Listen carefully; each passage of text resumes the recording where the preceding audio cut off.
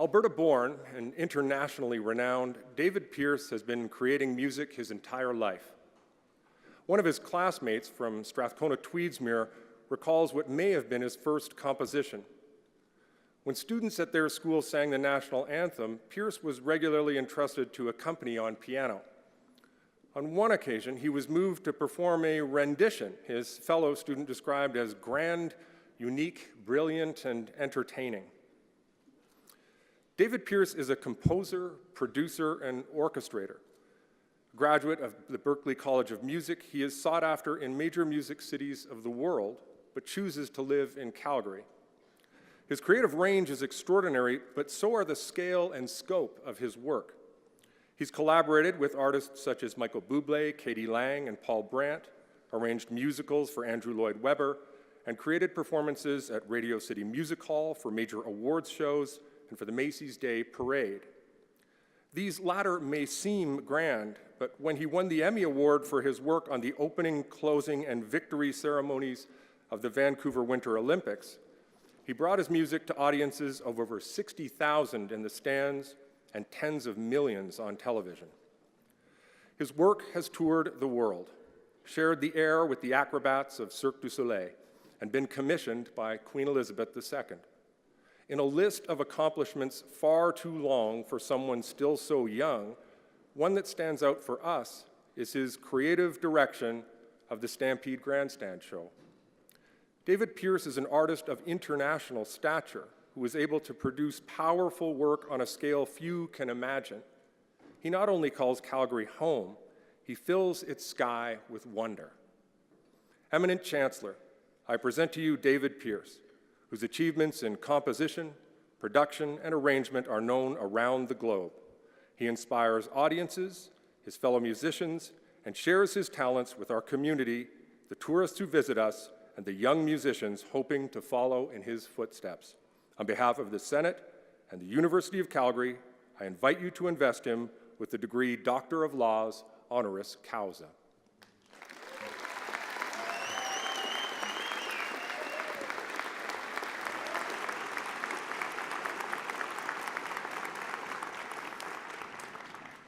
I admit you, David Pearce, to the degree Doctor of Laws, honoris causa, and grant you all the rights and privileges, powers, and responsibilities pertaining to this degree. Congratulations. Thank you.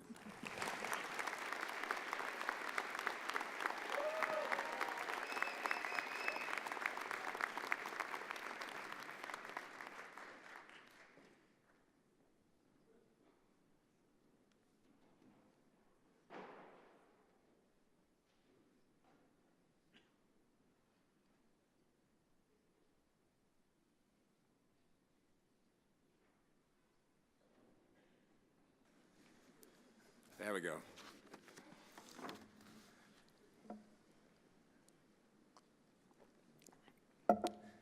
I want to start by acknowledging the crew, sound and lights, and support staff making this event possible today.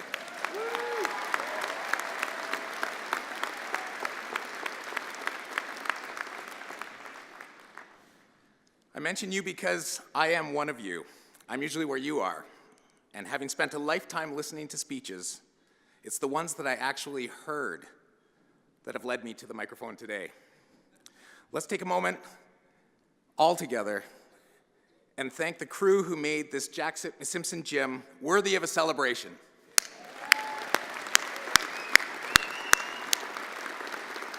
And Patrick, thank you for that incredibly thorough introduction. As much as the list you just heard is full of shiny names and accomplishments, they are labels for a world that recognizes people by their labels. Behind any label, there is a story that is often untold. The question I'm most often asked is, how did you do it? And the answer is this: mentorship.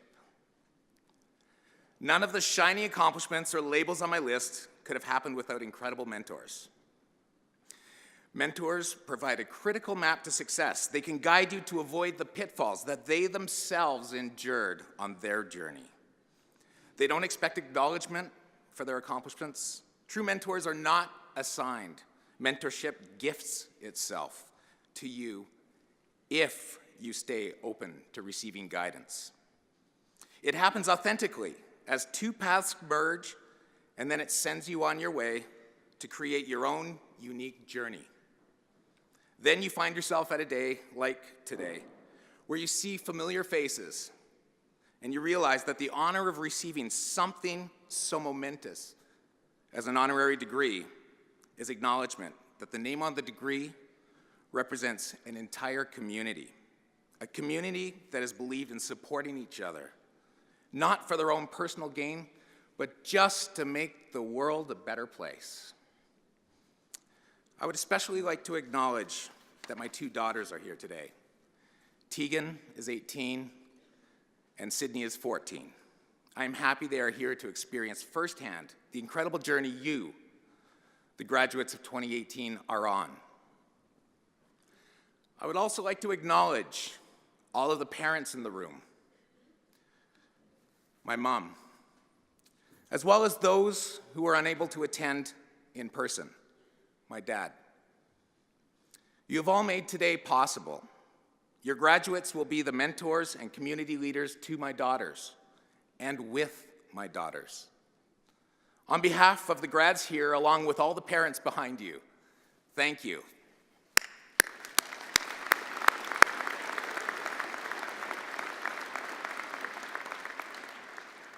A few steps from this stage is the University Theater, where in 1982, at 10 years old, I attended the first musical I ever saw, Oliver. I don't remember any of the elements that you'd expect. I can't tell you about the singing, the dancing, the acting, or even the story. To me, the hero of the production was the drummer in the orchestra. At 10, I found my way backstage to let him know that I saw myself doing what he was doing when I grew up. He inspired me, and Mr. Rawlings was the first adult who ever said, "You can call me by my first name." So Tim became a mentor to me at the same age or younger than you are today. He contributed to my list of accomplishments by teaching me to believe there are no limitations. There are very few ceremonies in our culture that celebrate someone's mentors and that brings them all together. Today is special to me for that reason. Because last May, I was invited to take part in a sweat lodge near Blackfoot Crossing. The significance of living together on Treaty 7 land is an important step to community awareness, one that I wanted to better understand. A sweat is a ceremony that is led by an elder. The particular sweat I was attending was led by the elder of an Indigenous friend I was working with. I was enamored with my friend's description each time he would reference his elder as truly his elder. As we built a sweat lodge out of saplings, I met the 8 others who would soon be crowded into the small dome. Inside a sweat lodge is dark, it's hot, it's crowded, and you can't get up to use the bathroom without disrupting the whole ceremony. It's a lot like the University Theater. This experience of several generations from diverse backgrounds, acknowledging each other's journeys, taught me an invaluable lesson in community. We were celebrating the essence of mentorship through ceremony.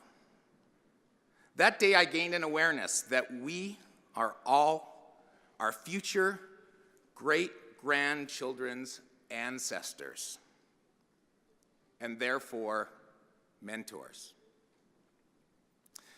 Because of my experience at the sweat, I asked many of my mentors to attend this ceremony today, and I knew I'd be sweating enough in this gown.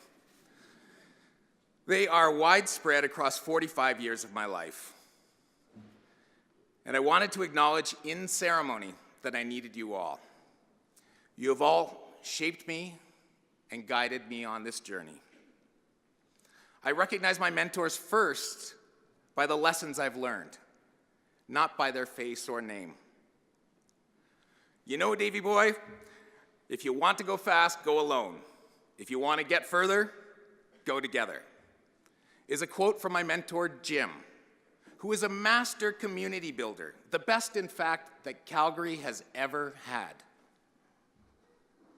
It has taken me some time to realize the importance of this, as I competed in my younger years to make a name or a label for myself.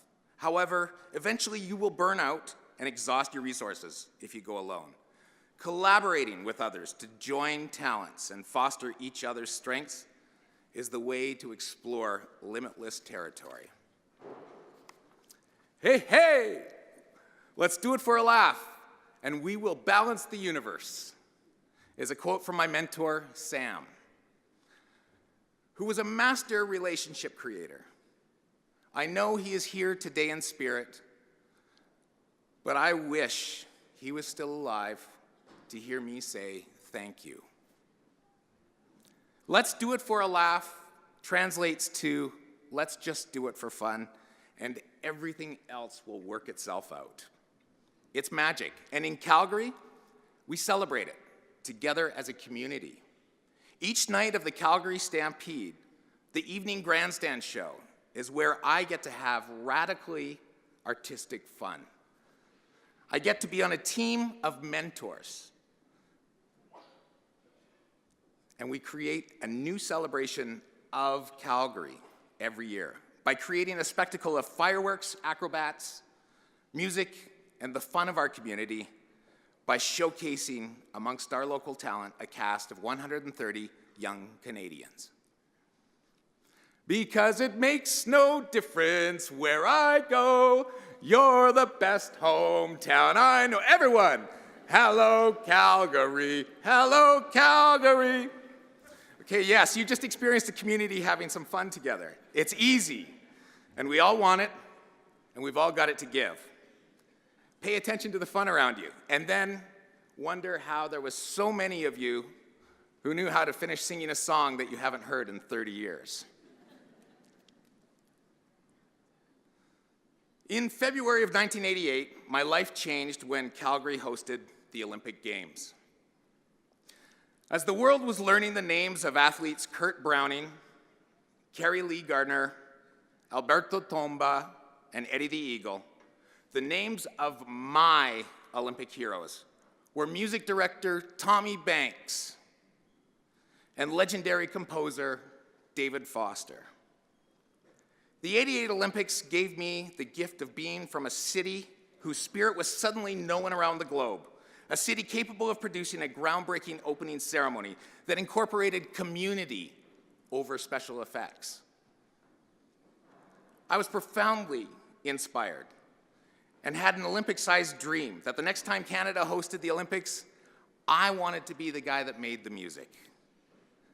In 2010, my dream came true. Months after the Vancouver Olympics, I was in Hollywood standing on the podium at the Emmy Awards, being acknowledged for outstanding music direction for the 2010 Olympic opening ceremonies.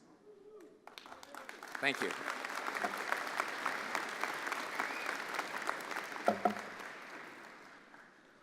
I got to receive my equivalent of an Olympic gold medal, because God knows I would never get one for my athletic ability. But behind this Emmy label, of course, there's a story, and this is a fun one, that led me to almost missing the ceremony altogether. At the Emmys, I got into a long line filled with as many black suits, white shirts, and black ties as there are rental gowns here today. After a while, a very official-looking organizer walked up to me and my wife and told us that we were standing in the wrong line and we needed to go around the building. I didn't want to lose our place in line, so I said, "How can you tell we're in the wrong line?" And he said, "It's your shoes."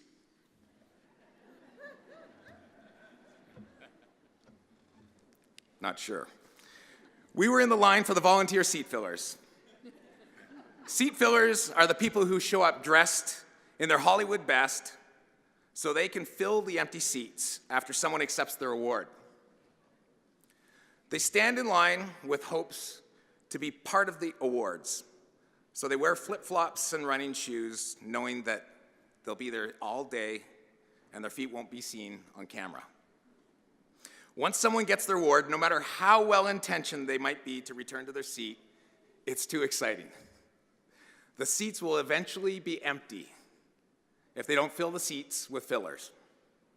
The next time you watch an award show on TV, take note of how the audience changes through the course of the broadcast and have a laugh knowing that beneath the seats filled with expensive dresses and suits, you'll see a sea of flip-flops and running shoes. Looking out here today, I want to assure you I see no seat fillers in the audience. Everyone is authentically here because of years of hard work, determination, and commitment to the award you are receiving. It's an incredible accomplishment you've earned. Those of you who are leaving Calgary to other cities, towns, and our vulnerable rural communities, take the spirit of Calgary home with you. We all know you're leaving because of the winter. Your entire community is extremely proud of you. Your University of Calgary degree is an award that will label you forever. Each of you knows the full, unique story behind your new labels. The story of who supported you, who guided you, inspired you, and nurtured you. In the celebration of yourselves, remember to acknowledge the contributions of the community of mentors behind you. Continue the circle of giving, guiding and supporting those around you. Working together in collaboration to make things the best they can be, to explore infinite boundaries. You are all limitless. Start now at becoming the best ancestor possible for our future children's children. Make this your biggest role yet, and do things that are just for the fun of it. Receiving this honor is beyond the limits even I can imagine. It's an honor that has had enormous impact for me to accept. But that is the lesson. So please allow me to thank the incredible people who helped me to learn a life-changing lesson. Chancellor Bob Thirsk, President and Vice Chancellor Elizabeth Cannon, Board Chair Jill Wyatt,